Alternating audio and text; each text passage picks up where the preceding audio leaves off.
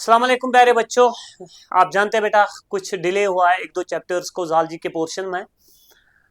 Basically कुछ personal issues थे, सेहत का इशू था, तो बेटा दैट्स वाई थोड़ा डिले हुआ है। उसके लिए मैं सॉरी, माफ़ी मांगता हूँ। तो बेटा चलिए, आप आज का चैप्टर जो मैंने चूज़ किया है वो है एवोल्यूशन, और वहाँ से आपको एक क्वेश्चन ज़रूर मिलेगा बोर्ड के एग्जाम में। तो उसी चैप्टर को देखते हुए, मद्देनजर रखते हुए, मैंने कुछ बोर्ड के ओरिएंटेड कुछ क्वेश्चंस चूज किए हैं और उन्हीं को हम डिस्कस करेंगे और इंशाल्लाह उम्मीद करेंगे उनमें से आपको क्वेश्चन अपना जरूर मिलेगा। चलो बच्चों, देखते हैं अपनी स्लाइड और देखते हैं पहला क्वेश्चन अपना। हम पहला क्वेश्चन देखते हैं। वो क्वेश्चन है बेटा ये, पहला क्वेश्चन एवोल्यूशन का, Miller experiment in support of operon हेल्डेन theory. ठीक है ना बच्चों? यू नो दैट रिगार्डिंग, अगर हम देखेंगे बेटा, ओपेरन हेल्डेन थ्योरी आई थी regarding the origin of life. ठीक है ना? और ओरिजिन ऑफ लाइफ में बोला गया कि कुछ एलिमेंट्स थे, वो मिले, मॉलिक्यूल्स बने, मॉलिक्यूल्स मिले, कुछ ऑर्गेनिक मॉलिक्यूल्स बने, और ऑर्गेनिक मॉलिक्यूल्स आपस में इंटरेक्ट हुए और वो उन्होंने बनाया मैक्रोमॉलिक्यूल्स। मैक्रोमॉलिक्यूल्स इंटरेक्ट हुए और अल्टीमेटली एक सेल, प्रोकैरियोटिक सेल बन गई, और फिर उसके बाद यूकैरियोटिक सेल बन गई। ये एक थ्योरी है जिसको ओपेरन और हेल्डेन ने एक्सप्लेन किया है। मगर उस थ्योरी को एक्सपेरिमेंटली प्रूव किया है मिलर ने, कि उसने बना के दी खाली ऑर्गेनिक मॉलिक्यूल्स लैब के अंदर, और प्रिज्यूम किया है, जो ओपेरन और हेल्डेन के थ्योरी में प्रिज्यूम किया गया कि जो कंडीशंस प्रिमिटिव अर्थ पे थे, वही कंडीशंस इन्होंने लैब के अंदर क्रिएट किए और इस नतीजे पे पहुंचे और इसमें कामयाब हो गए। उन्होंने भी कुछ ऑर्गेनिक मॉलिक्यूल्स वहां से बनाए और फिर थ्योरी को, ओपेरन हेल्डेन थ्योरी को एक्सेप्ट किया गया, और मिलर ने मगर इसको एक्सपेरिमेंटली प्रूव किया है। चलो इस मिलर एक्सपेरिमेंट को समझते हैं regarding the origin of life, जिसको दिया था ओपेरन और हेल्डेन। मिलर ने किया क्या? हम डायरेक्टली बच्चों, मैं आंसर लिखूंगा, आप मेरे साथ आंसर ही लिखेंगे और आपको ऐसा ही क्वेश्चन वहां पे मिलने वाला है। देखो बच्चों, क्योंकि आपको बोर्ड के लिए हम प्रिपेयर कर रहे हैं बेटा, मैं टू द पॉइंट और आंसर लिखूंगा बेटा, क्योंकि आप बार बार बोलते हैं सर हमें नोट भी चाहिए, हमें नोट लिखवाइए इसमें, इसलिए मैं नोट भी लिखवाऊंगा। मैं समझाने की ज्यादा कुछ नहीं करूंगा, मैं नोट के हिसाब से बनाऊंगा और आप उसी नोट को अपने नोटबुक पे लिखेंगे और याद करेंगे और बोर्ड के एग्जाम के लिए जाएंगे इंशाल्लाह। ठीक है? मिलर लिखो बच्चों, मिलर जो था, मिलर ब्रैकेट में लिखो बच्चों, an American scientist, American scientist,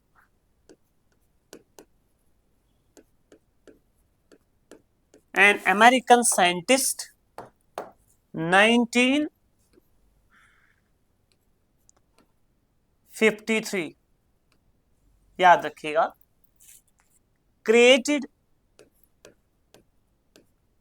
similar, अभी मैं बोल रहा था, created similar conditions in laboratory which were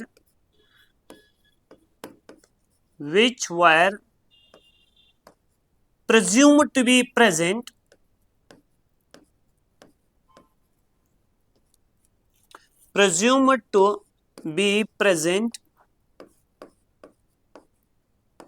on primitive earth।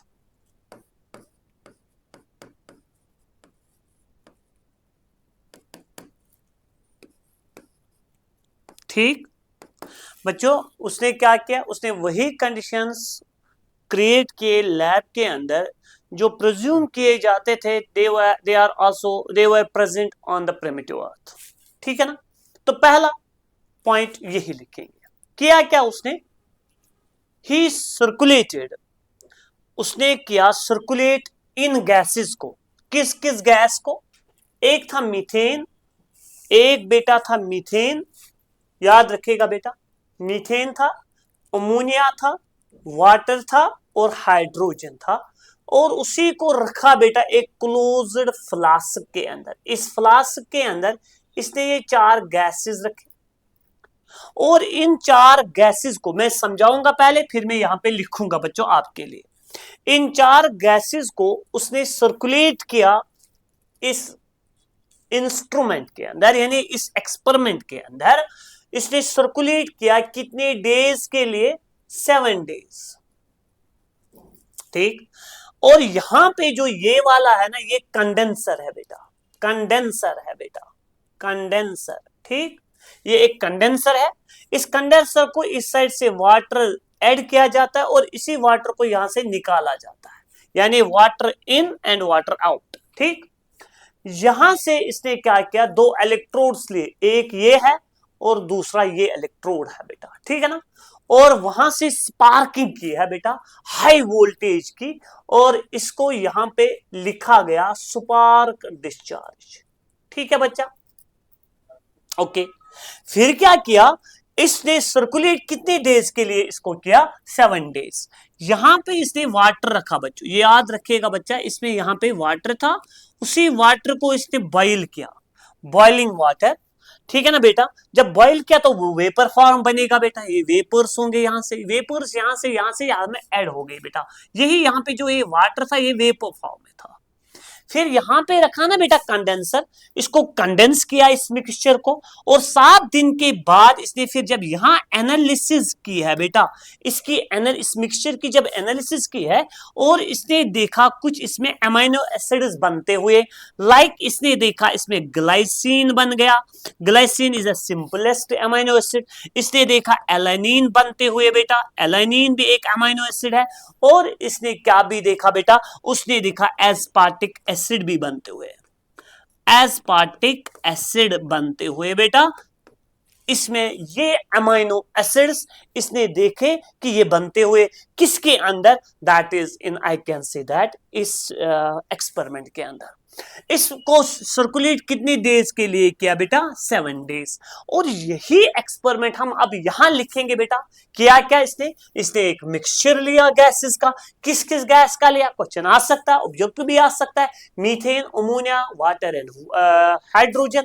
इसको सर्कुलेट किया, कितने डेज के लिए किया, 7 डेज के लिए किया। 7 डेज के बाद इसने इसके एनालिसिस जब किया, वहां कुछ ऑर्गेनिक मॉलिक्यूल्स बने थे, वहां ग्लाइसिन बना था, एलेनिन बना था, और एस्पार्टिक एसिड बना था बेटा। तो ये कुछ अमीनो एसिड्स बने थे बेटा, और फिर इसने क्या किया, इसने बोला कि जो अगर हम देख ओप्रेन हेल्डेन थ्योरी को मद्देनजर रखेंगे, तो उसने कुछ क्रिएट किए थे, ऐसे ही कंडीशंस उसने प्रिज्यूम किए थे प्रिमिटिव अर्थ पे, जो इसने अब लैब के अंदर क्रिएट किए बेटा। और उस उन्होंने बोला उन इंट्रैक्शन हुई है इनऑर्गेनिक मॉलिक्यूल्स की, वो आपस में मिलते हैं, कुछ ऑर्गेनिक मॉलिक्यूल्स बनते हैं, इसने वही देखा कुछ ऑर्गेनिक मॉलिक्यूल्स बनते हुए, और ये सपोर्ट मिला ओप्रेन और हेल्डेन थ्योरी को बेटा। ठीक, तो अगर यहां टेम्परेचर की बात करेंगे, वो प्रिज्यूम करते थे 800 डिग्री सेल्सियस। सोलर रेडिएशन यहां एब्सेंट है, सोलर रेडिएशन इस एक्सपेरिमेंट में उसने नहीं दिखाए, मतलब ऑपरेट किए बेटा। ठीक, अब हम यहां लिखेंगे दूसरा पॉइंट, ही यानी मिलर सर्कुलेटेड, सर्कुलेटेड, अब मैं नोट बना रहा हूं आपके लिए बेटा, Miller circulated methane CH4, ammonia NH3, hydrogen H2 and water, और वाटर यू नो दैट बेटा किस फॉर्म में था, that is in vapour form. He circulated methane, ammonia, hydrogen and water. ठीक, for how many days, 7 days, and then analyze the mixture,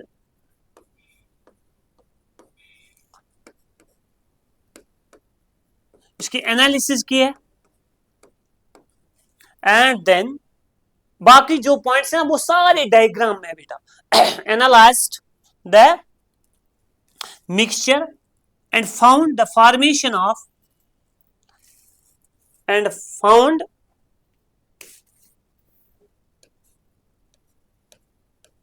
the formation of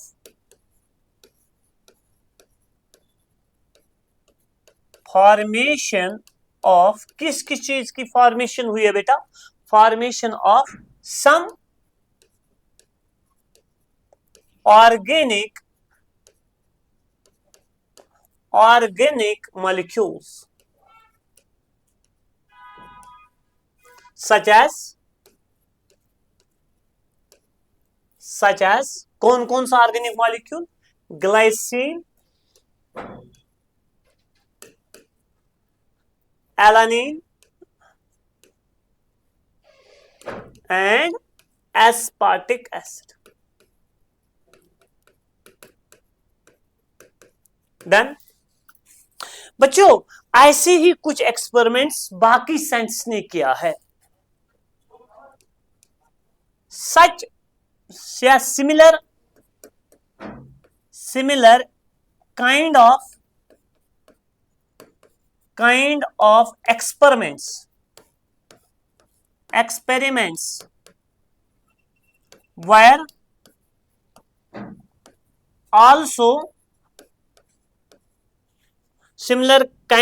experiments were also performed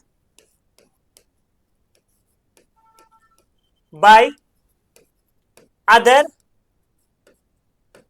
scientists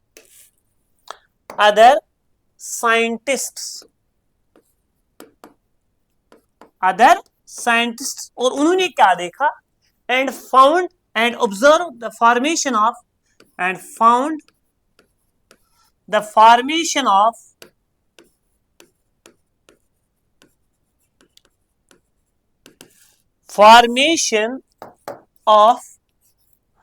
other organic molecules such as sugars, ठीक है बच्चों, fats, purines,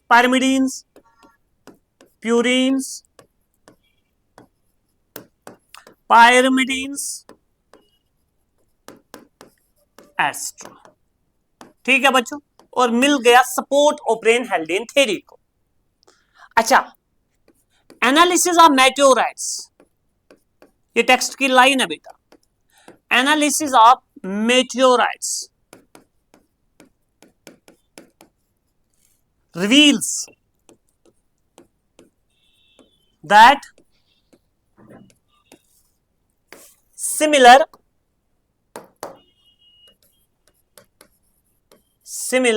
processes occur somewhere else in space.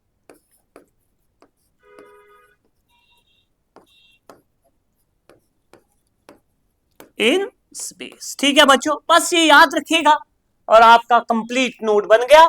और इस note को जब आप बनाएंगे, diagram के बगैर ये इनकम्प्लीट है बेटा। डायग्राम को मैंने एक्सप्लेन आपके सामने किया बेटा, इसको ये पॉइंट्स ऐड करेंगे अपने टेक्स्ट बुक में और नोट ये रखेंगे बेटा। और ये पहला जो ये क्वेश्चन है बेटा, ये कंप्लीट हुआ है बेटा। ठीक है ना?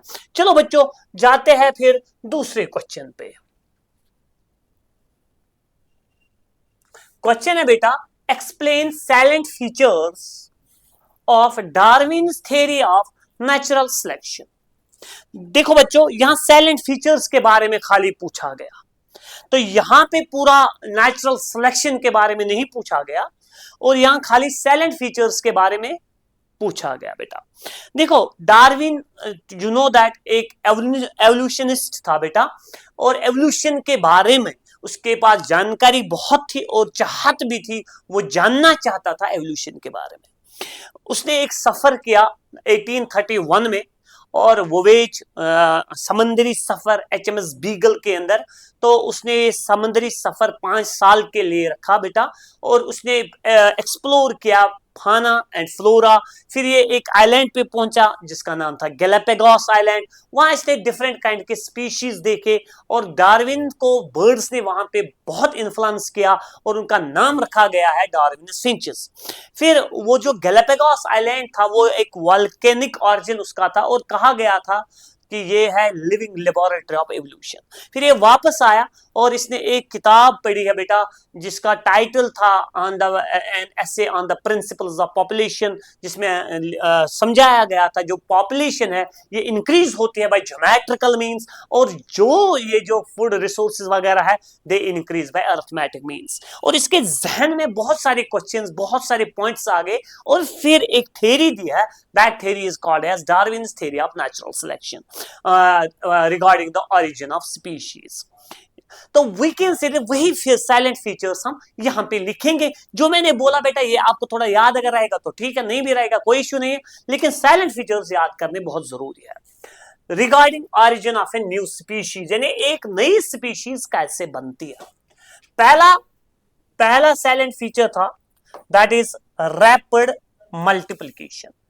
लिखो बच्चों, फर्स्ट साइलेंट फीचर्स में number 1 rapid multiplication.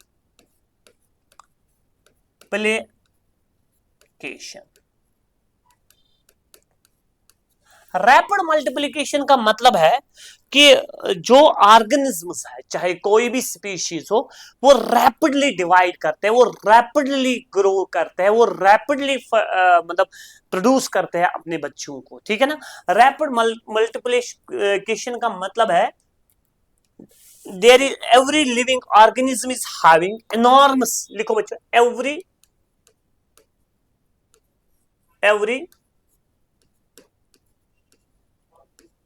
living organism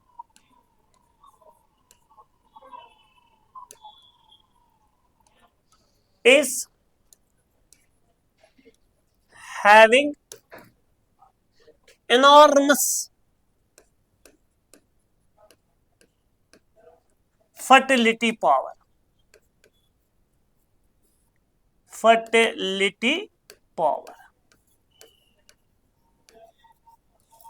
यानी हर एक लिविंग ऑर्गेनिज्म को फर्टिलिटी पावर होता है, enormous fertility power to produce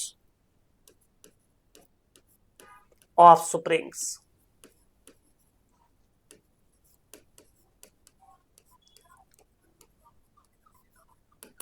to produce what beta? Offsprings. यानी every living organism is having enormous fertility power to produce offsprings. For example, अगर हम बात करेंगे, for example, insects, अगर हम बात करेंगे insects की बात, insects lay thousands of eggs, ठीक है ना, बहुत, per day, even per day.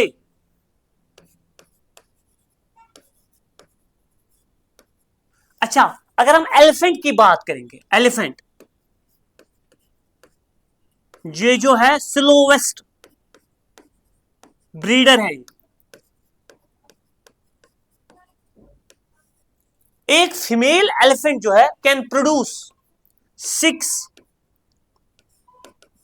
offsprings in her lifespan.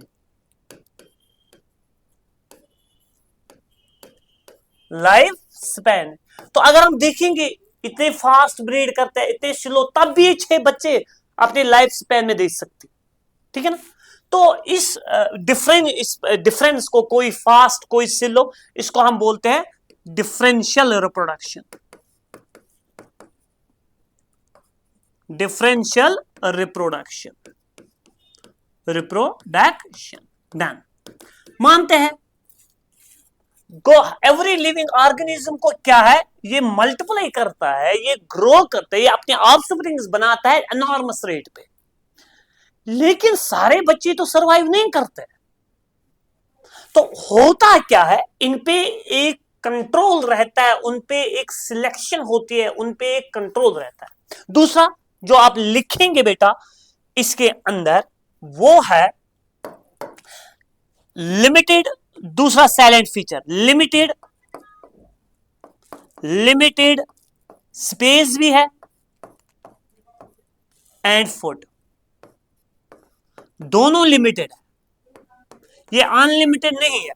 लेकिन ग्रोथ आई कैन से अनलिमिटेड है, ग्रो करते हैं करते हैं करते हैं, एनॉर्मस फर्टिलिटी पावर है ऑर्गेनिजम्स को। लेकिन यहां से जब दूसरी साइड पे आप नजर मारते हैं, जब स्पेस की बात करते हैं, जब फूड की बात करते हैं, वो लिमिटेड है। तो वो लिमिटेड, इसको यही लिखना है बस, लिमिटेड है क्या बेटा, space and food.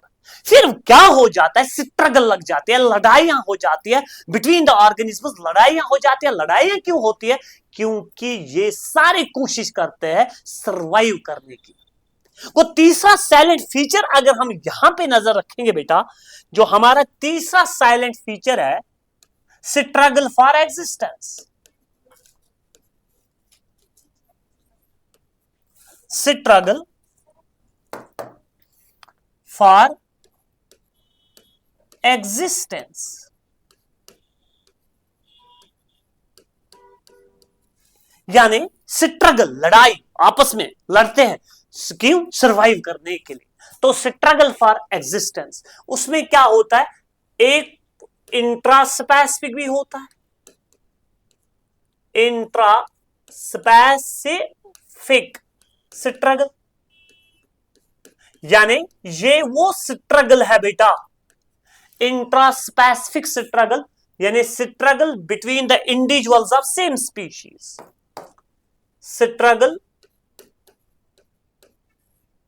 struggle between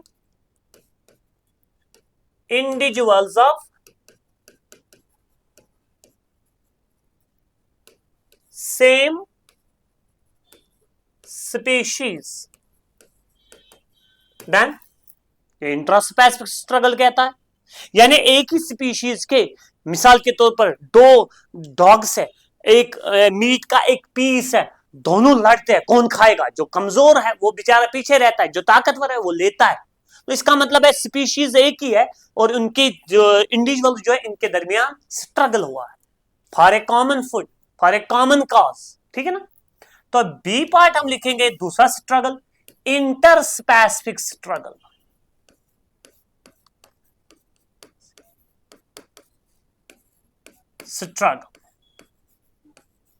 ठीक। ये तो स्ट्रगल है between the individuals of different species, struggle between the individuals of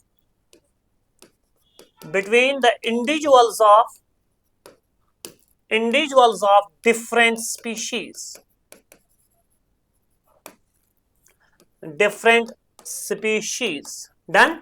मिसाल अगर हम देखेंगे, I can say dog and fox, है ना, या बहुत सारे हैं, आई कैन से दैट वो आपस में लड़ते हैं, बहुत सारे डिफरेंट किस्म के स्पीशीज के जो इंडिविजुअल्स होते हैं वो लड़ते हैं किसी कॉमन काज के लिए, फूड के लिए, आई कैन से दैट स्पेस के लिए, और आपस में लड़ते हैं।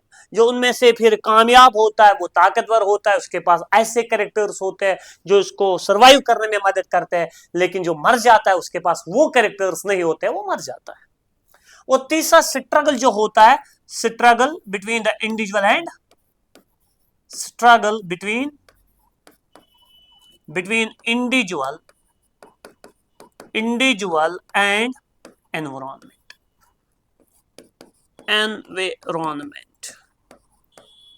देखो बच्चों, ये स्ट्रगल इंडिविजुअल और एनवायरमेंट के दरमियान, मिसाल के तौर पर कभी कभार मैं समझाता हूं सिंपल लैंग्वेज में, बारिश तेज हुई है, कोई ऐसा होता है जो इसके अंदर यानी बहुत सारी स्पीशीज के इंडिविजुअल्स ऐसे होते हैं, वो इस तेज बारिश को बर्दाश्त करते हैं, किसी जगह पे जाते हैं, छत के अंदर जाते हैं, वो सरवाइव कर पाते हैं, लेकिन बहुत सारे ऐसे होते हैं जो मर जाते हैं।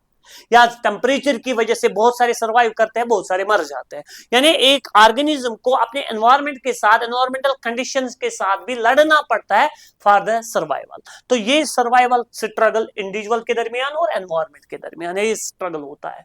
तो this is called struggle for existence, struggle for existence. देखो अब है नेक्स्ट फोर्थ साइलेंट फीचर जो है वेरिएशन, वेरिएशंस। वेरिएशंस किसको कहते हैं? यानी आई कैन से सिंपली है difference among the individuals of same species called as variation. Differences among the individuals of same species, among the individuals of same species, differences among the individuals of same species is called variation, variations। जो एक ही species के जो individuals होते हैं उनके दरमियान जो differences होते हैं उनको हम वेरिएशंस कहते हैं। क्या बोलते हैं बेटा? उनको हम वेरिएशंस कहते हैं। ठीक है, तो फिर जो है ना, देखो यहां पे मैं एक पॉइंट ऐड करूंगा, जिसके पास अब यूजफुल वेरिएशंस होते हैं वो सरवाइव करता है, जिसके पास यूजफुल वेरिएशंस नहीं होते वो एग्जिस्ट ही नहीं होता है, वो डिस्ट्रॉय हो जाता है, वो खत्म हो जाता है, वो एलिमिनेट हो जाता है। वो we can say that individuals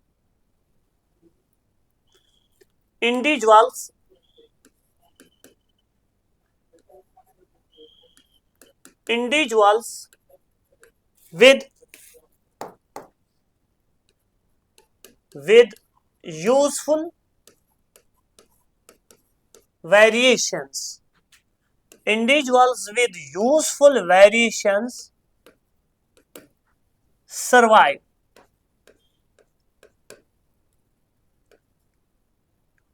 survive, and the individuals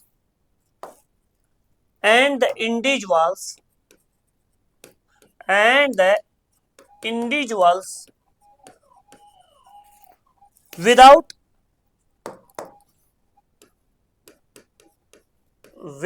useful variations are eliminated, ठीक, याद रखिएगा बच्चा, जिनके पास यूजफुल वेरिएशंस है वो सरवाइव करते हैं, जिनके पास यूजफुल वेरिएशंस नहीं होते हैं वो एलिमिनेट हो जाते हैं। सिंपल सी बात है। तो ये इंपॉर्टेंट फीचर है रिगार्डिंग नेचुरल सिलेक्शन। नेक्स्ट जो है बेटा वो है, अब जिनके पास क्या थे यूजफुल वेरिएशंस, तो वो उन्होंने सरवाइव किया, और जिनके पास यूजफुल वेरिएशंस नहीं थे वो एलिमिनेट हो गए। इसको हम ऐसे भी बोल सकते हैं survival of fittest. Survival of fittest में यहां पे बनाऊंगा survival of fittest,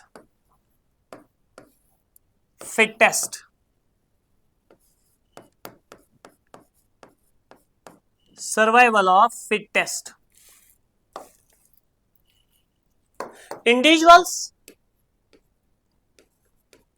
individuals with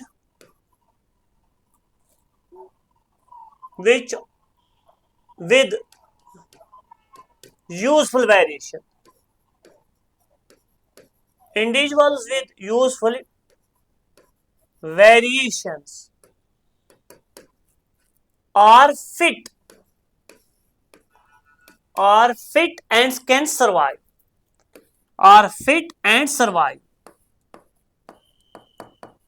and the individuals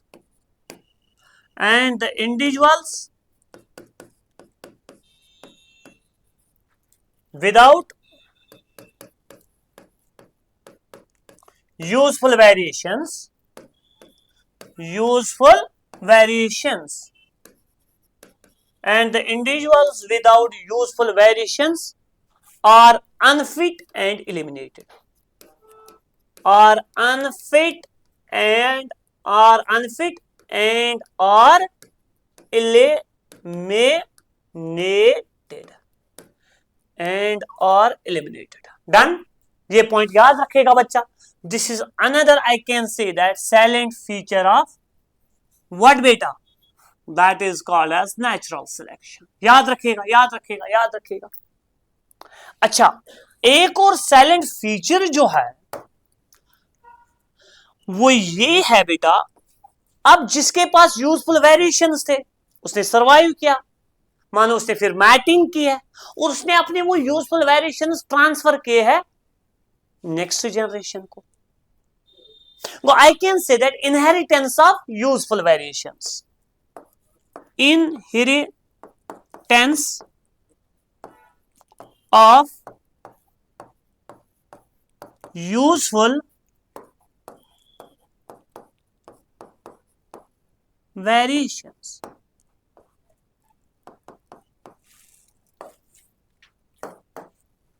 These useful variations are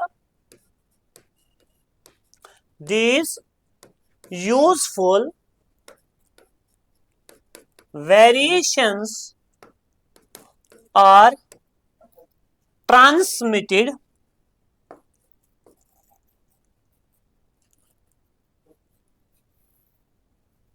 these useful variations are transmitted to next generation. ये जो यूजफुल वेरिएशंस होते हैं ये ट्रांसफर किए जाते हैं, they are transmitted to what बेटा? नेक्स्ट जनरेशन, यानी अपने बच्चों में ये ट्रांसफर हो जाते हैं. फिर उसके बाद यही यूजफुल वेरिएशन फिर उनको लगेगा बेटा स्ट्रगल फॉर एग्जिस्टेंस वगैरह, उन पे ये सारे ऑपरेट हो जाएंगे ये सारे फीचर्स, और फिर वो वहां जो सर्वाइव करेंगे वो यूजफुल वेरिएशंस नेक्स्ट जनरेशन को ट्रांसफर करेंगे. ये सेवरल जनरेशंस के बाद एक ऐसी जनरेशन होगी जो एक नई स्पीशीज की तरह ऑपरेट करेगी बेटा, जो एक नई स्पीशीज होगी, उसी को हम कहते हैं बेटा origin of a new species. Last silent feature जो है seventh,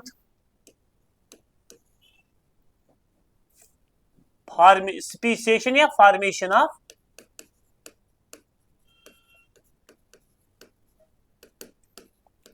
new species. Formation of a new species.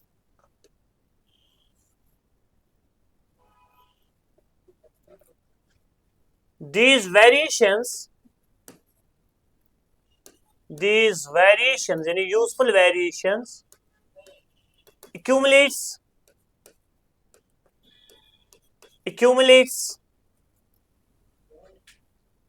in next generations, and after several generations can give rise, and after several generations can give rise to the formation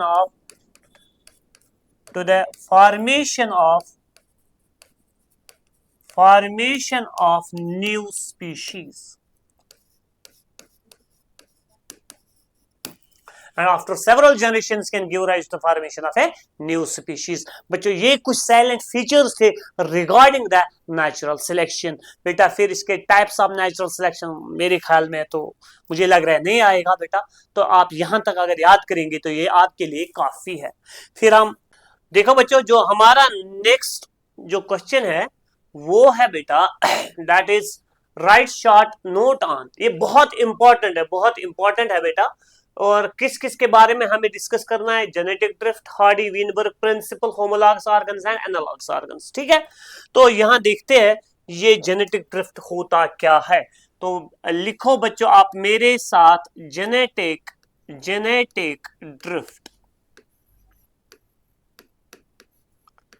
genetic drift. ठीक, जब हम genetic drift की बात करते हैं, before I will start the genetic drift होता क्या बेटा, तो आप एक पॉइंट नोट करके रखिएगा बेटा, that is gene pool. What is gene pool, याद रखिएगा बेटा। बेटा अगर एक पॉपुलेशन है, माने यहाँ किसी एरिया में मेंबर्स है, इंडिविजुअल्स है, एक पॉपुलेशन है, तो उधर उस पॉपुलेशन में कितने जीन्स है इंडिविजुअल्स के पास, या अलील्स कितने हैं, तो उसको हम बोलते हैं उस पॉपुलेशन का वो जीन पूल है। वो I can say that total number of, आप ऐसे लिखेंगे total number of genes, total number of genes and their alleles in a population, and their alleles in population, उसी को हम कहते हैं कि बेटा दैट इज कॉल्ड है जीन पूल। ठीक है बच्चों, ये पॉइंट याद रखिएगा। Total number of genes and their alleles in population is called as gene pool. ठीक, अच्छा बात है बेटा जेनेटिक ड्रिफ्ट की। जेनेटिक ड्रिफ्ट को हम सिविल राइट इफेक्ट भी कहते हैं, और इसके दो एग्जाम्पल्स है। इस जेनेटिक ड्रिफ्ट के दो एग्जाम्पल्स है। नंबर वन, ए पार्ट आप लिख सकते हैं, that is called as founder effect. Founder effect बच्चों ये है मॉडर्न सिंथेटिक थ्योरी में एक पॉइंट बेटा, ये मैंने वहां से निकाला और आप याद करेंगे बेटा, that is called as founder effect. आता है 1-2 मार्क्स का क्वेश्चन आ सकता है। फाउंडर इफेक्ट का मतलब है बेटा, when I can say that small group of individuals leave their homes, यानी एक ग्रुप ऑफ इंडिविजुअल्स है वो अपनी जगह से हट गए, अपने होम्स को उन्होंने छोड़ दिया और दूसरी जगह पे वो सेटल हो गए। जिस जगह पे वो सेटल हो गए उन्होंने अपने जीन्स वहां साथ लिए और वहां पे उनकी सेटलमेंट हो गई, और इसका मतलब है जो उनको अपनी जीन फ्रीक्वेंसी थी, अपना जीन पूल था, वो चेंज हुआ है और एक न्यू जीन पूल बन गया बेटा, बिकॉज ऑफ न्यू सेटलमेंट। उसको हम कहते हैं सिंपली, उससे क्या होता है, उससे वेरिएशंस आते हैं, उससे क्या होता है बेटा, उससे इवोल्यूशन को सपोर्ट मिलता है, तो उसको हम सिंपली बोलते हैं that's called as a founder effect. वो अगर मैं लिखूंगा यहां, आप याद करेंगे बेटा, ये आपको याद करना है। व्हेन ए ये याद करना बच्चों आप लोगों को, when A small group of individuals, when a small group of individuals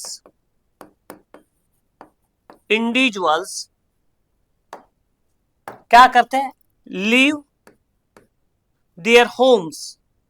उस स्मॉल ग्रुप ऑफ इंडिविजुअल्स को हम बोल सकते हैं बेटा फाउंडर्स, उनको बोलते हैं कॉल्ड, यहां पे मैं लिखूंगा पहले कॉल्ड फाउंडर्स। ठीक है बच्चों, उनको हम नाम देते हैं बेटा क्या, फाउंडर्स। लीव देयर होम्स, ठीक है आपको खुद समझ आता है, लीव देयर होम्स। ठीक है बच्चों, फॉर न्यू सेटलमेंट, किसी जगह पे किसी दूसरी जगह पे सेटल भी हो गए, फॉर न्यू सेटलमेंट। ठीक है बच्चों, when a small group of individuals called founders leave their homes for new settlement, तो जब ये न्यू सेटलमेंट, जब ये दूसरी जगह पे गए बेटा, तो द न्यू सेटलमेंट जो होगी बेटा, the new settlement have their own frequencies, gene frequencies. तो वहां पे जब उनकी अपनी फ्रीक्वेंसी है, तो वहां वो चेंज हुई है, मैंने जो आई कैन से दैट जो ग्रुप ऑफ इंडिविजुअल्स एक जगह से निकले, उन्होंने अपने साथ अपने जीन्स लिए, अलील्स लिए और दूसरी जगह पे वो सेटल हो गए। उनको वहां पे जो पॉपुलेशन थी, इंडिविजुअल्स थे, उनको अपना जीन पूल था और वो जीन पूल वहां पे चेंज हुआ, नए जीन्स, नए अलील्स ऐड हो गए वहां। तो जब वो नए कैरेक्टर्स, नए अलील्स, नए जीन्स ऐड हो गए, फिर उनको क्या करवाया, उनको हमने करवाया बेटा दैट इज कॉल्ड एज, वहां पे मैटिंग हो गई है, वहां नए अलील्स, नए कैरेक्टर्स ऐड हो गए, उसकी वजह से वहां पे वेरिएशंस आते हैं और वो वेरिएशन सपोर्ट करते हैं आगे एवोल्यूशन को। ठीक है ना बच्चों, तो उसी को हम कहते हैं बेटा that's called as founder effect. Simply मैंने स्मॉल ग्रुप, बेटा ये मैं एक ही पॉइंट में सारा ये नहीं समझा सकता हूं, पूरा एवोल्यूशन का प्रोसेस कैसे हो रहा है, ये एक सिंपल सी बात है यहाँ पे जो आपको याद करनी है बेटा बोर्ड के लिए।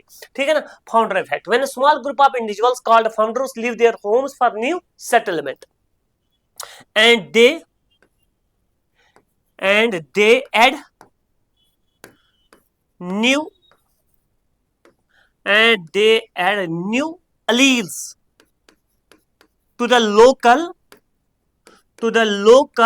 gene pool, and they add new alleles or genes to the local gene pool। ये ऐड करते हैं ना बेटा, लोकल जीन पूल जो वहां पे था, they I can say that ये ऐड करते हैं क्या, ऐड करते हैं न्यू अलील्स, किसको, to the local gene pool को। This is I can say that the formation of, this is the formation of, या it is the formation of new gene pool,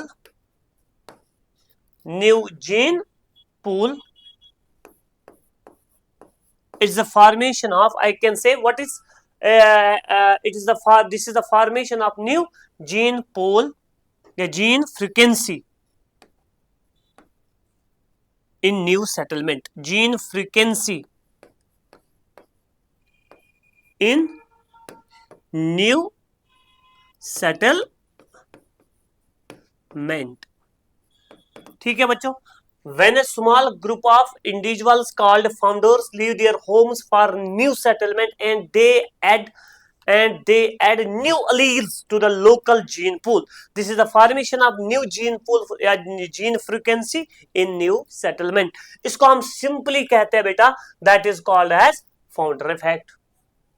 simple सी बात है, उसको हम कौन सा इफेक्ट कहते हैं बेटा, that's called as founder effect.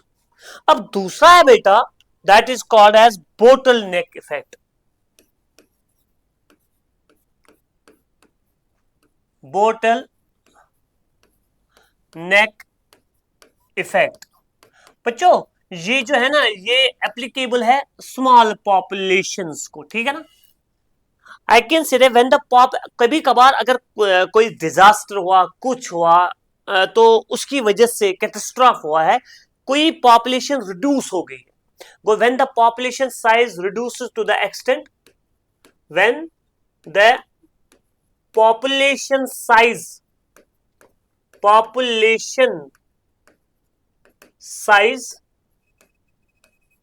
reduces to the extent that small group of individuals,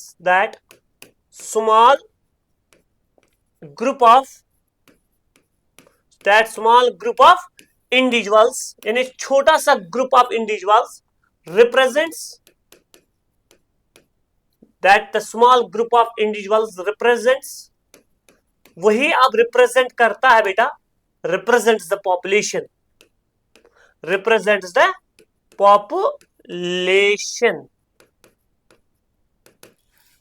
and then this small group of individuals are allowed or exposed for, I can say that, mating to fix the original gene pool। To fix the original gene pool. तो यानी बच्चों जितने members मर चुके थे, तो I can say that फिर जो स्मॉल ग्रुप ऑफ इंडिविजुअल्स रह गए उन्होंने ही रिप्रेजेंट किया पॉपुलेशन को। फिर उस स्मॉल ग्रुप ऑफ इंडिविजुअल्स ने आपस में मैटिंग की है और वापस बनाया जो इनका ओरिजिनल जीन पूल था। ठीक है ना बच्चों, उसको हम बोलते हैं बेटा, that is called as bottleneck effect. Go when the population size reduces to the extent that small group of individuals represents the population, and these members yani and these individuals are allowed, yeah we can say that exposed, are allowed, or we can say that exposed for what? Matting, for matting, to fix the original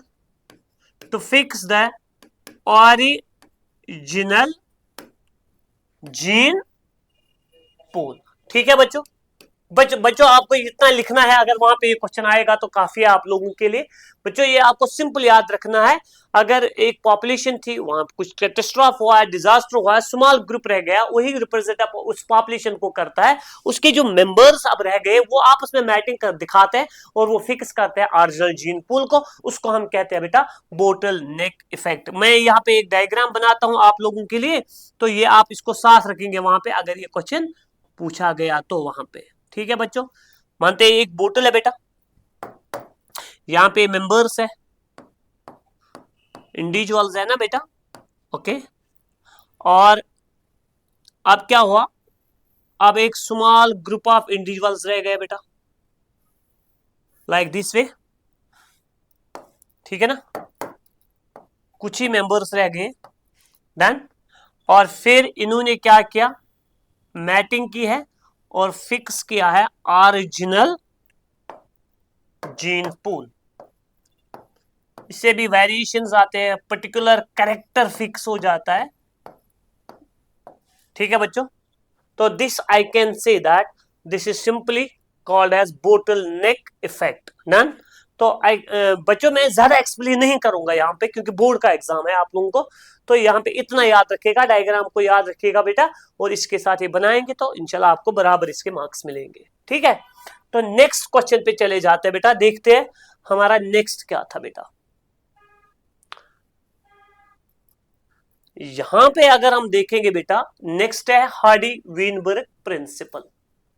ये है हमारा एक और question, that is called as Hardy Weinberg principle.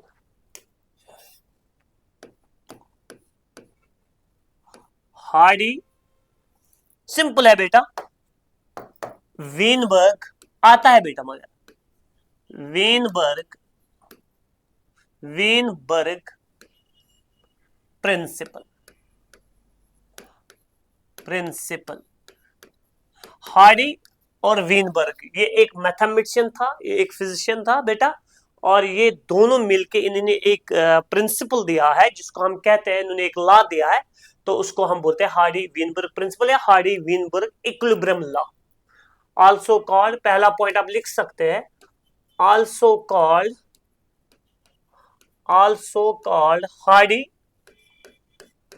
Hardy Weinberg equilibrium Hardy Weinberg equilibrium law. ठीक है बच्चों, ये पहला पॉइंट आप लिख सकते हैं। ठीक, अब अगर हम दूसरे पॉइंट की बात करेंगे बेटा, ये पहला पॉइंट आप ऐड करेंगे अपने नोट में। दूसरा पॉइंट, इट स्टेट्स, ये क्या बोलता है, it states that gene frequency जो है it remains stable and constant from generation to generation. ये एज्यूम करता है। फॉर एग्जाम्पल ये क्या बोलता है, it states, this principle, this law states, it states that gene frequencies, it states that gene frequencies, or I can say that gene frequencies, or I can say that gene pool remains constant, remains constant and stable from generation to generation, from generation to generation. इस law के हिसाब से जो gene frequencies है या gene pool जो है एक पॉपुलेशन का, ये कांस्टेंट रहता है फ्रॉम जनरेशन. इसमें कोई चेंज ना आता है, कोई ना जाता है, कोई ना वेरिएशन, कुछ भी नहीं, इसमें कुछ नहीं हो रहा है. तो ये it remain stable and constant from generation to generation when the following 5 conditions are met. When the following, यानी ये लॉ तब एप्लीकेबल है जब नीचे दिए गए 5 फॉलोइंग कंडीशन जो है वो I can say that apply हो जाए, तब हम बोल सकते हैं कि जीन फ्रीक्वेंसी या जीन पूल जो है पॉपुलेशन का वो कांस्टेंट रहता है फ्रॉम जनरेशन टू जनरेशन. वो it states that gene frequency या gene pool remains constant and stable from generation to generation when following 5 conditions are meant. Number one ये तब पॉसिबल है. नंबर 1 क्या, यानी जीन फ्रीक्वेंसी चेंज नहीं हो रहे, जीन पूल चेंज नहीं हो रहा है. कब? नंबर 1, नो म्यूटेशन, कोई म्यूटेशन नहीं होनी चाहिए, नो म्यूटेशन. ठीक. दूसरा, नो रिकॉम्बिनेशन, नो रिकॉम्बिनेशन, आपने पढ़ा होगा recombination. Number 3, no genetic drift, जो अभी मैं पढ़ा रहा था आपको, यानी ना उसमें फाउंडर इफेक्ट, ना कोई बोटलनेक इफेक्ट, कुछ नहीं होना चाहिए. No genetic drift. ठीक. Number 4, no natural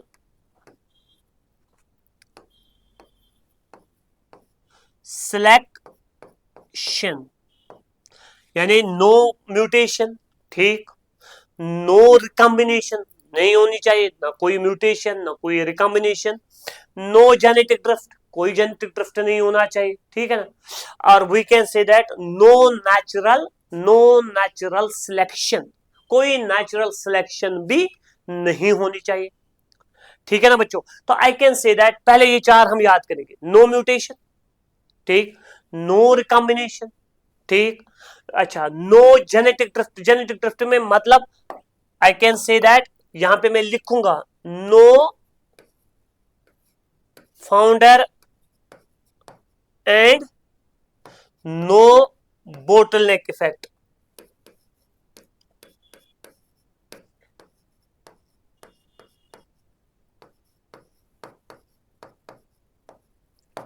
okay. Number 5 जो है नो माइग्रेशन या gene migration. No gene migration. No gene migration का मतलब है अगर कोई इंडिविजुअल एक जगह से दूसरी जगह जाता है, वो अपने एलील्स अपने जीन साथ लेके जाता है.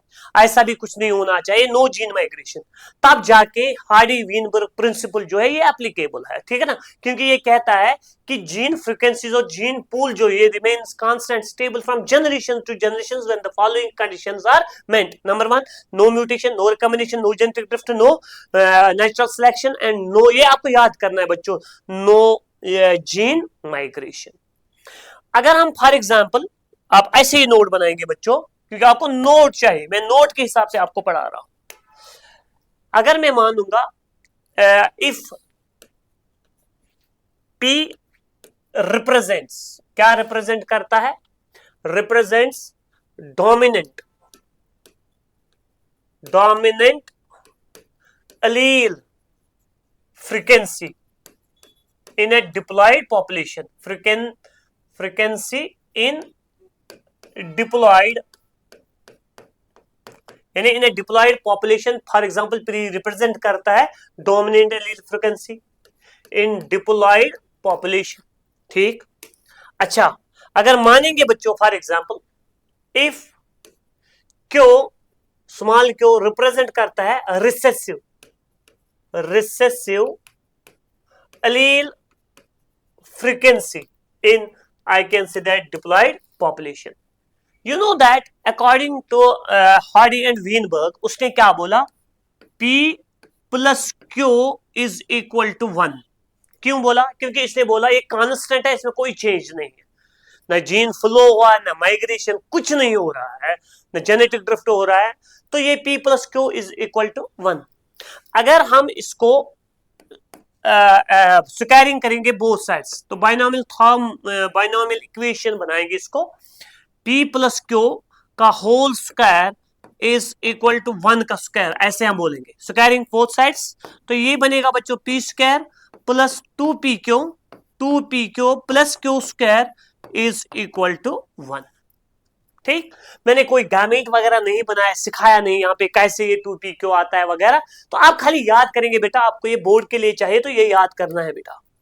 Whenever there is any change in this equilibrium, अगर वन चेंज हुआ है ये anyway, वो उसका मतलब है उस पॉपुलेशन में evolution is in progress.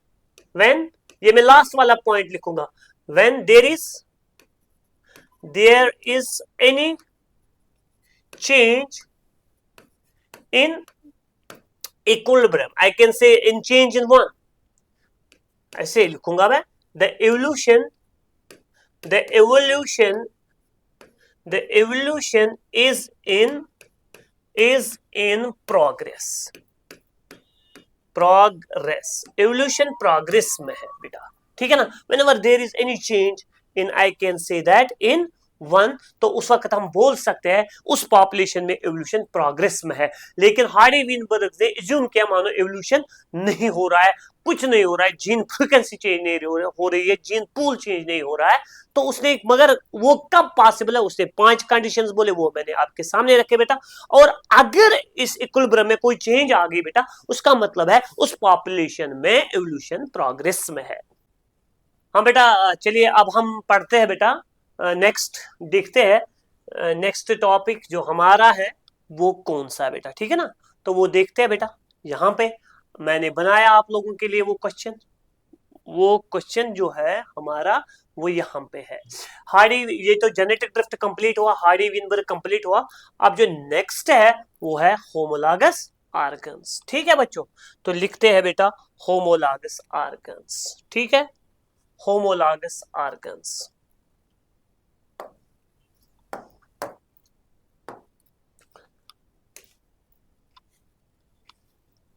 लिखो बच्चों होमोलॉगस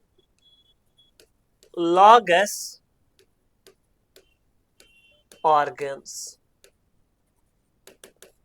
याद रखिएगा बच्चा, होमोलॉगस ऑर्गन्स जो होते हैं, ऑर्गन्स सिंपल लिखेंगे हम, organs with same structure, organs with same structure but perform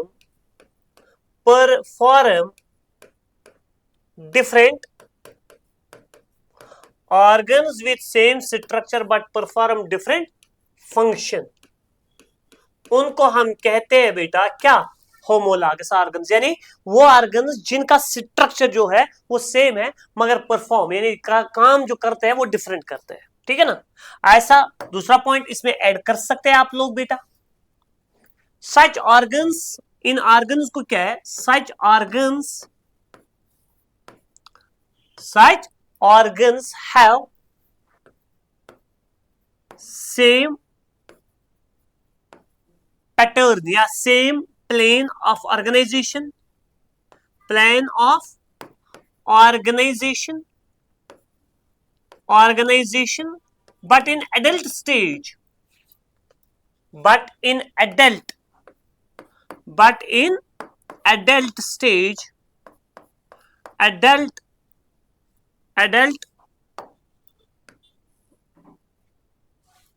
but in adult stage, they perform different function. They perform they perform different different function. ठीक है, ठीक है बच्चों। तो ये एडल्ट स्टेज में क्या क्यों परफॉर्म करते हैं different function? Due to different adaptations, due to different different adaptations. याद रखिएगा बच्चा, due to different adaptations, due to different adaptations, यानी ये डिफरेंटली होते हैं adopt in different geographical areas में, और इसी की वजह से ये क्या करते हैं बच्चों, ये परफॉर्म करते हैं डिफरेंट फंक्शन। इनको काम करना पड़ता है मगर ये डिफरेंट फंक्शंस का परफॉर्म करते हैं, क्योंकि इनका जो रहने की जो जगह है, स्पेस है, प्लेस है, एनवायरमेंट है, वो डिफरेंट होता है। ठीक है ना? तो it is because of it is due to divergent evolution. It is the example, I can say it is due to divergent evolution. It is due to divergent evolution। ठीक है बच्चों? ओके बच्चों, अब हम इसके एग्जाम्पल्स कोट करते हैं। ठीक है, वो इंपॉर्टेंट है बेटा, वो एग्जाम्पल्स लिखो बच्चों। पहले एग्जाम्पल्स इसके, पहली एग्जाम्पल जो इसकी है वो हम लिखते हैं बेटा, लाइक आई कैन से फोर लिम्स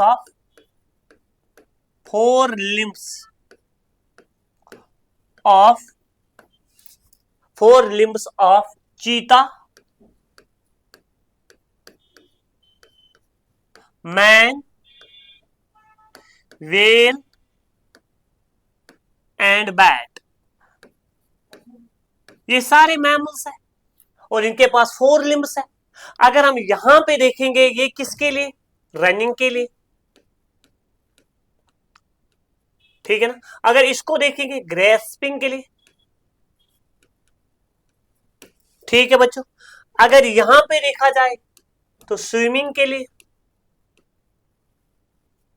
अगर यहां पे देखा जाएंगे तो फ्लाइंग के लिए, है ना बच्चों? गो आई कैन से दैट काम डिफरेंट है, मगर जब इस 4 लिम्ब का पैटर्न देखेंगे, बेसिक प्लान देखेंगे बेटा, वो सेम है, स्ट्रक्चर सेम है। यानी इनमें सब में होता है ह्यूमरस, यू नो दैट। यहाँ पे अगर हम देखेंगे, अल्ना है, रेडियस है बेटा, कार्पल्स है, मेटाकार्पल्स है, फेलेंजेस है, ये तमाम में इसको भी, इसको भी, लेकिन जब काम की बात करते हैं वो डिफरेंट है। तो इसी तरह हम प्लांट्स की अगर हम बात करेंगे, वहां पे एग्जांपल देंगे, वहां पे आपके टेक्स्ट बुक ने लिखा है थॉर। अब पहले हम वो एग्जांपल्स यहां पे आपको मैं दिखाता हूं। ये एग्जांपल्स ये मैंने टेक्स्ट बुक से लिए है बेटा, आप इस चीज को याद करेंगे जिगर, मेहरबानी करके इसको याद रखेंगे, इसलिए मैं यहाँ पे टेक्स्ट बुक दिखाऊंगा आपको।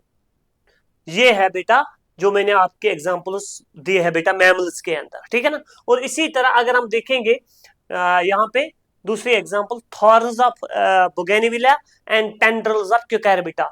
ये भी एग्जांपल्स है किसके जिगर? ये भी एग्जांपल है होमोलॉगस ऑर्गन्स के। ठीक है जिगर? ये भी एग्जांपल आप याद करेंगे जिगर। चलो मैं लिखता हूं दूसरे example, thorns of bougainvillea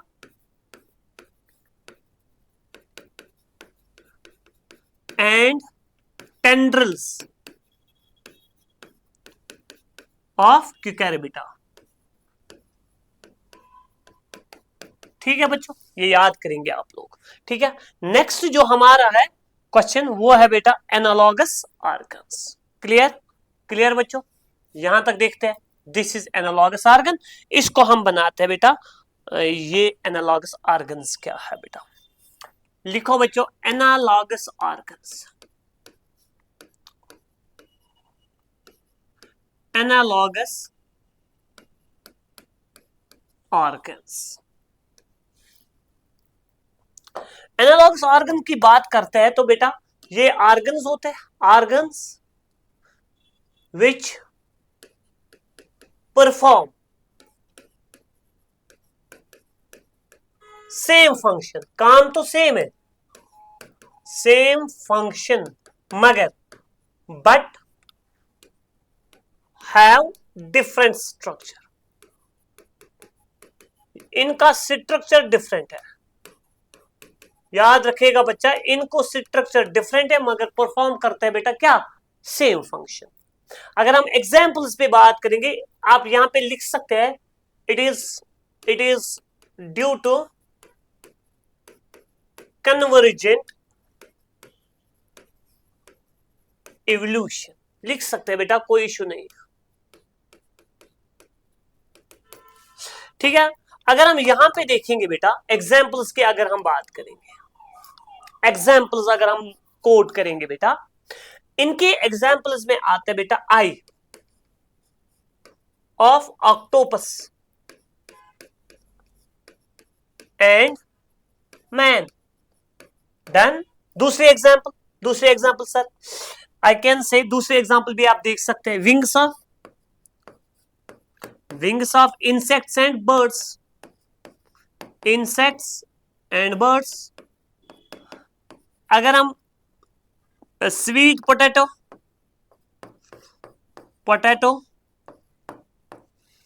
and potato, बस ये कॉफी है आपके लिए बेटा, ये एग्जाम्पल्स, ठीक है। तो ये होते हैं बेटा कौन से आर्गन्स बेटा, they are what, analogous organs. Board के हिसाब से मैं लिखवा रहा हूं बेटा, बोर्ड के हिसाब से मैं पढ़ा रहा हूं, इसको याद करिएगा तो आपको मार्क्स मिलेंगे बेटा। तो इसके बाद जो हमारा नेक्स्ट क्वेश्चन है बेटा, वो है जिगर, हमारा नेक्स्ट क्वेश्चन जो है, ठीक, यहां पे देखते हैं बेटा, यहां पे हमारा नेक्स्ट क्वेश्चन है, वो यहां पे मैंने टेक्स्ट बुक से बनाया बेटा, explain adaptive radiations in support of divergent evolution. चलिए बच्चों थोड़ा पानी लेता हूं, इसके बाद ये हम पढ़ते हैं, ठीक है जिगर मेरा। हाँ बेटा, तो बात हम कर रहे थे explain adaptive radiations in support of divergent evolution. Simply what are adaptive radiations, अगर ऐसा क्वेश्चन आएगा बेटा तो आप लिख सकते हैं इसको ऐसे बेटा, मैं लिखूंगा एडेप्टिव रेडिएशंस, आप मेरे साथ लिखो बेटा, सिंपल है, आसान है, लिखो बच्चों adaptive radiations, adaptive radiations, adaptive radiations, ठीक। एडेप्टिव रेडिएशंस का मतलब है evolution of different species, evolution, याद करिएगा बेटा, evolution of different species, evolution of different species, ठीक है बच्चों, in a given geographical area, in a given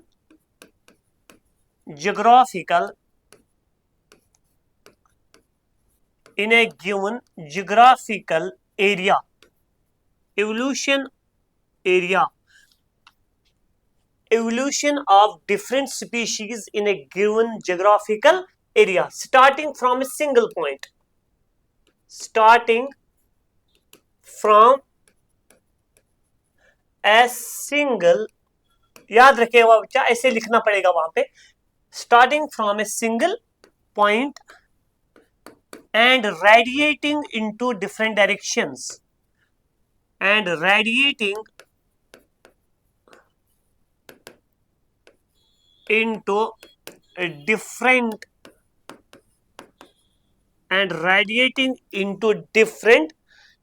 geographical areas or habitats, and radiating into different geographical area, or I can write habitats called as, उसी को हम बोलते हैं adaptive radiation, adaptive radiation.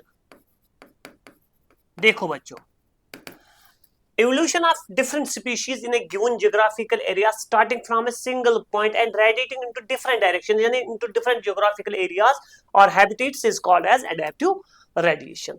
मिसाल के तौर पर एग्जाम्पल हम देंगे, उससे आपको समझ आएगा। For example Darwin's finches, Darwin's finches Galapagos island पे जो देखा था उसने तकरीबन 15 वेराइटीज वहां पे देखे थे एक ही एरिया, जियोग्राफिकल एरिया में, ठीक है ना। और दूसरे example I can say that marsupial, marsupial mammals, ये टेक्स्ट लिखा है बेटा, मैं समझाता हूं, ये भी आपके टेक्स्ट बुक को दिखाता हूं बेटा। मिसाल के तौर पर एक जियोग्राफिकल एक पॉइंट है बेटा, यहां पे मैं बोलूंगा यहां कोई एंसेस्ट्रल स्पीशीज थी बेटा, एंसेस्ट्रल थी, ये एक सिंगल पॉइंट में मेंशन करूंगा जियोग्राफिकल एरिया जहां पे कुछ आई कैन से दैट एक स्पीशीज थी, यानी यहां पे मैं यहां से इस एरिया को हाईलाइट कर रहा हूं बेटा, ठीक है ना। और यहां से दूसरा ये अलग अलग एरियाज है, जियोग्राफिकल एरियाज है बेटा। और बेटा क्या हुआ, एडेप्टेशंस डिफरेंट मिले, जो यहां गए एक नई स्पीशीज की तरह, ये यानी एक नई स्पीशीज हैबिटेट की वजह से अराइज होगी एक नई स्पीशीज, जियोग्राफिकल एरिया चेंज हुआ है बेटा, ये अलग हुआ, ये अलग बन गया, ये अलग बन गया बेटा, रेडिएट हो गई बिकॉज ऑफ डाइवर्जेंट एवोल्यूशन हुआ है बेटा यहाँ पे, ठीक है ना। एडेप्टेशंस डिफरेंट है, हैबिटेट्स डिफरेंट है, यानी इनको डिफरेंटली अडॉप्ट करना पड़ा, different organs, different characters develop करने पड़े because of different geographical area, different habitats, और स्टार्ट किया था फ्रॉम ए सिंगल पॉइंट, ठीक है ना।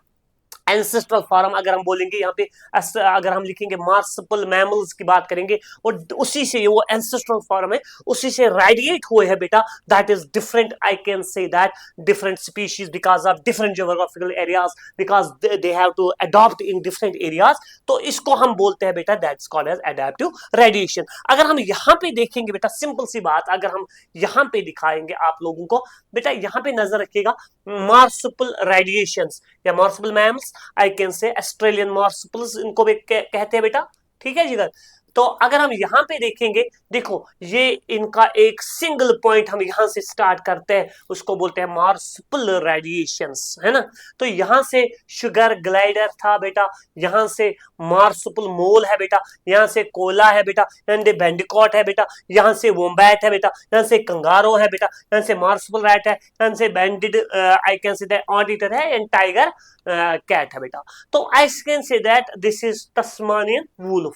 आई कैन से दैट ये सिंगल पॉइंट से स्टार्ट हुआ और रेडिएट हो गया because of different geographical areas, because of different habitats, तो इसको हम कहते हैं बेटा एडेप्टिव रेडिएशन। सिंपल सी बात है, starting from a single point and they are radiating in different directions and they are because of different habitats they develop into different species. तो अगर हम देखेंगे बेटा, उसी को हम कहते हैं बेटा एडेप्टिव रेडिएशंस। तो अगर हम यहाँ पे नजर रखेंगे बेटा वापस में, इसी तरह दूसरे एग्जांपल है डार्विन्स फिंचेस। बच्चों ये आपके टेक्स्ट बुक ने बनाया, आपको डायग्राम तो नहीं बना, लेकिन ये नाम तो लिखने पड़ेंगे, बीच में लिखेंगे मार्सुपियल रेडिएशंस, और फिर उनको ऐसे, यानी जब आप लिखेंगे बेटा मार्सुपियल रेडिएशंस, फिर आप ऐसे यहां से लिखेंगे शुगर ग्लाइडर, यहां से लिखेंगे तस्मानिया वुल्फ, यहां से लिखेंगे टाइगर कैट, यहां से इसी तरह ये सारे लिखेंगे बेटा। तो जब आप लिखेंगे बेटा तो आपको पूरे मार्क्स एडेप्टिव रेडिएशंस के क्वेश्चंस को मिलेंगे बेटा। मुझे लग रहा है एडेप्टिव रेडिएशंस आपको क्वेश्चन पूछा जाएगा वहां पे, ठीक है जिगर मेरा। This is about the adaptive radiation. बच्चों मैं और एक बार आपको यहाँ पे सिखाता हूं बेटा, एवोल्यूशन ऑफ डिफरेंट स्पीशीज, यानी डिफरेंट स्पीशीज माने in a given geographical area, ठीक है ना। एक बड़ा सा जियोग्राफिकल एरिया में एवोल्यूशन हुआ, डिफरेंट स्पीशीज बने, starting from a single point. अभी मैंने सिंगल पॉइंट मेंशन किया है, marsupial radiations point, and radiating into different geographical areas या different habitats called as adaptive radiations, जिसमें आप एग्जांपल देंगे डार्विन्स फिंचेस और दूसरे एग्जांपल देंगे मार्सुपियल मैमल्स, या I can write marsupial radiations, ठीक है जिगर मेरा। तो ये याद रखिएगा, फिर आप ये डायग्राम दिखाएंगे जो आपके टेक्स्ट बुक में मेंशन है, वो मेंशन करेंगे इसके साथ ये वाली। तो टेक्स्ट बुक पे देखना बेटा, इसको आप फोटोग्राफ भी ले सकते हैं, तो इसके साथ ऐड करना है बेटा। तो ये कंप्लीट हुआ ये वाला टॉपिक, ठीक है ना। देखो बच्चों, नेक्स्ट क्वेश्चन जो है ना, थोड़ा मैंने ये आपके लिए बना के रखा है, इसके स्लाइड्स बना के रखे ताकि आपको आसान हो जाए बेटा, और उतने ही पॉइंट्स इसमें मैं डिस्कस करूंगा जो आपको जरूरत है। क्वेश्चन क्या है? Explain in detail human evolution. इंसान का जो ये इवोल्यूशन हुआ है, कैसे हुआ है, ठीक है ना। पहले आपको एक ट्री जैसे बनाना है। सबसे पहले हमें कुछ फॉसिल्स मिले इंसान के, मतलब इसकी इवोल्यूशनरी हिस्ट्री के फॉसिल्स मिले। एक का नाम यानी ड्रायोपेथिकस, रामापेथिकस, ऑस्ट्रेलियोपेथिकस, होमो हैबिलिस, होमो इरेक्टस, होमो सैपियन नेंडरथैलेंसिस। एक साइड से फिर होमो इरेक्टस इवॉल्व हुआ, दूसरे साइड से होमो सैपियन फॉसिलिस, फिर homo sapien fossilis modern man बन गया, that is homo sapien sapien. Homo sapien fossilis is also called as Cro Magnon man. Anyway, एक एक करके हम इनके फॉसिल्स के जो है हमें कुछ एविडेंसेस मिले हैं बेटा, कुछ कैरेक्टर्स हमने वहां से हासिल किए हैं, वही हम थोड़ा आपके साथ डिस्कस करेंगे बेटा। सबसे पहले इस ड्रायोपेथिकस की बात करते हैं। इस ड्रायोपेथिकस की बेटा पहले बात करते हैं। ये ड्रायोपेथिकस जो है, ड्रायोपेथिकस की, और इसी की थोड़ा बात करते हैं। देखो बच्चों, ड्रायोपेथिकस और रामापेथिकस को जब हम देखते हैं ना, जब हमने ये फॉसिल्स, इनके फॉसिल्स देखे हैं, तो हमें ये मिला कि ये तकरीबन 15 मिलियन ईयर्स एगो इस धरती पे थे, इस जमीन पे थे। कौन? ड्रायोपेथिकस और रामापेथिकस। ये पहली लाइन होगी आपके यहाँ पे नोट में। दूसरा, इनके बॉडी पे हमें लगे हेयर्स थे, और ये जब जब चलती थी, ये चलती थी लाइक गोरिल्ला जैसे आजकल हम देखते हैं, और चिंपैंजी यानी टेट्रापीडल थे। फिर क्या देखा गया? रामापेथिकस को जब अच्छे से ऑब्जर्व किया, उसके फॉसिल्स को देखा गया, और लगता है कि ये ज्यादा मैन लाइक था। कौन? रामापेथिकस। और ड्रायोपेथिकस ज्यादा एप लाइक था। ठीक है ना बच्चों? तो ये यहां तक याद रखेंगे बच्चों, यहां तक जो मैंने बोला ये आपके नोट में मिलेगा। फिर हम बात करते हैं ऑस्ट्रेलियोपेथिकस की, और ये इवॉल्व हुआ ज्यादा, यानी ऑस्ट्रेलियोपेथिकस को कुछ एडवांस कैरेक्टर्स थे then ramapithecus and I can say that ड्रायोपेथिकस।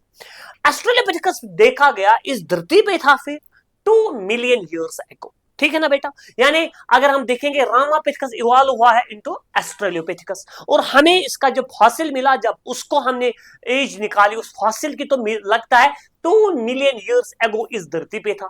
दूसरी बात, इसका फॉसिल जब देखते हैं हम, वो हमें मिलता है ईस्ट अफ्रीकन ग्रासलैंड्स में। याद रखिएगा बेटा, वो मिला हमें ईस्ट अफ्रीकन ग्रासलैंड से। तीसरा पॉइंट जो आप याद रखेंगे, ये अब थोड़ा इरेक्ट हुआ, खड़ा हो गया, और ये बाइपीडल बन गया, और ये हंट करता था, मारता था अपने दुश्मन को, जो खतरा लगता था इसको ये मुझे नुकसान पहुंचाएगा, उसको हंट करता था विद स्टोन वेपन्स। इसने वेपन्स जो इस्तेमाल किए वो स्टोन वेपन्स इस्तेमाल किए। और ये प्रोबेबली मीट नहीं खाता था, मीट के लिए नहीं बल्कि फ्रूट्स खाता था, एसेंशियली एट फ्रूट्स, मगर डिफेंस के लिए इसने स्टोन वेपन्स का इस्तेमाल किया, और इसने हंटिंग के लिए in order to defence the body. Clear? फिर उसके बाद एसेंशियली यहां पे लिखा होगा एसेंशियली एट फ्रूट्स। याद रखिएगा बच्चा, फ्रूट्स। क्लियर? नेक्स्ट अगर हम देखेंगे बेटा, उसके बाद होमो हैबिलिस। ये फर्स्ट मैन लाइक लगा। इसका जो होमो हैबिलिस जो है ना, ये थोड़ा इंसान जैसे लगा। ठीक है ना, होमो हैबिलिस, और इसलिए इसको होमो हैबिलिस कहते हैं। होमिनिड था ये, being hominid called Homo habilis. इसकी जो ब्रेन की कैपेसिटी थी वो याद रखना पड़ेगा आपको, 650 टू 800 सीसी। क्लियर? और ये क्या करता था? ये भी मीट नहीं खाता था, probably did not eat meat. और ये टूल्स बनाता था, सामान बनाता, टूल मेकर था, हैंडीमैन भी कहते थे इसको, हैंडीमैन, टूल मेकर मैन, क्योंकि ये टूल्स बनाता था। आई कैन से दैट ये टूल्स यानी सामान बनाता था और फिर इस्तेमाल करता था उनको, इसलिए इसको बोलते थे टूल मेकर और हैंडीमैन। क्लियर? होमो इरेक्टस जो था, ये फॉसिल कहां से इसका फॉसिल मिला? जावा से। कब? 1891 में। ये देखा गया, ये इस धरती पे था 1.5 मिलियन ईयर्स एगो। ये याद रखेंगे आप लोग पॉइंट। इसकी जो ब्रेन कैपेसिटी वो ज्यादा थी as compared to the Homo habilis, that is 900 cc. याद रखेगा बच्चा। और ये मीट खाता था, एट मीट, क्योंकि फिर इनके जो हम टीथ वगैरह, जब उनके ओरिएंटेशन, उनको देखा गया, इस फॉसिल को ऑब्जर्व किया गया अच्छे से, तब देखा गया शायद मीट खाता था। अब फिर उसके बाद नींदरथल मैन आपको याद रखना है बेटा, उसकी ब्रेन कैपेसिटी जो थी दैट वाज 1400 सीसी। ठीक है बच्चों, और ये क्या करता था, ये रहता था east and central Asia between 1,40,000 years back. याद रखिएगा बच्चा, ये पॉइंट याद रखने की जरूरत है, इसमें समझने की जरूरत ज्यादा नहीं है, खाली डायरेक्टली याद रखना है। यूज्ड हाइड्स, ये हाइड्स को इस्तेमाल करता था टू प्रोटेक्ट द बॉडी, और ये अपने डेड बॉडीज को दफनाते थे, ब्रीड द डेड बॉडीज, है ना। तो ये मैंने लिखा होगा, used hides to protect their body and breed their dead bodies. Clear, ये पॉइंट भी आप याद रखिएगा। फिर लास्ट में होमोसेपियन जो है, होमोसेपियन एरोज इन अफ्रीका, याद रखिएगा ये कहां पे इवॉल्व हुआ, अफ्रीका में, and moved across the other continents, फिर बाकी कॉन्टिनेंट्स का सफर किया, चला गया दूर दूर दूसरे कॉन्टिनेंट्स में चला गया, कौन, होमोसेपियन, और डेवलप हुआ है इनटू डिफरेंट रेसेस, जैसे आज भी हम देखते हैं इंसानों के डिफरेंट रेसेस होते हैं, and developed into different, they are distinct races during ice age, ये याद रखिएगा, बिटवीन 75,000 टू 10,000 ईयर्स, 10,000 ईयर्स। ठीक है बच्चों, मॉडर्न मैन इवॉल्व हुआ, मॉडर्न मैन का मतलब है होमोसैपियन सेपियन इवॉल्व हुआ। ठीक, फिर क्या हुआ, उसने क्या किया, prehistoric cave arts developed, prehistoric cave art, like उसने केव्स बनाए, उनकी पेंटिंग की है, और ये किसने किया, ये होमोसैपियन सेपियन ने किया। ठीक है ना, और इसके आज भी कुछ हमें निशानियां, एविडेंसेस मिल रहे हैं, लाइक बिम्बिटिका वैली जो है ना बेटा, वहां से हमें, यहां पे मैंने लिखा भी होगा, one such painting can be seen at Bhimbetka rocks, MP में है, तो वहां से हमें इसकी एविडेंस मिलती है। और इसने एग्रीकल्चर को भी स्टार्ट किया है तकरीबन 10,000 ईयर्स बैक, किसने, होमोसैपियन सेपियन ने। बच्चों अगर इतना आपको याद रहेगा तो आपको कोई रोकने वाला नहीं होगा इंशाल्लाह। तो this is the end of the chapter, इंशाल्लाह मिलते हैं नेक्स्ट यूनिट के साथ आपके साथ बेटा, तब तक के लिए अल्लाह हाफिज।